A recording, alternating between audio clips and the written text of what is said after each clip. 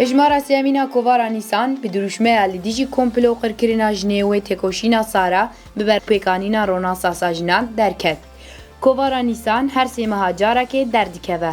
Di hejmara sêmîn a kovarê de cih ji rojev û bûyerên dîrokî yê di meha çile, sibat û adarê de mohra xwe li têkoşîna azadiya jinê û gelan daye hatiye dayîn.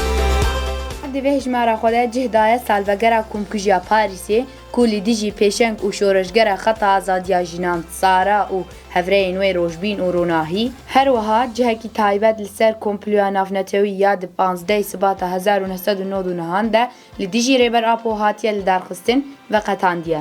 Dîsa di vê hejmarê de beşekî taybet li ser berxwedaniya jinan û civaka êzdî ya li xane sorê dijî xıyaneta pedekê pêşketiye dinirxîne. Her wiha kovar cihekî taybet û berfireh daye nirxandinên rêber Apo, roja jinên kedgar a cîhanê heştê adarê, çîrokên fermanê, bîranîn, jinelojî, jinên ciwan, cejna Xedir Elyas û rûpelên zarokên êzdiyan, xwînerên hêja. Hûn dikarin ji niha û pê de kovara Nîsan li ser malpera tajê bişopînin û bixwînin.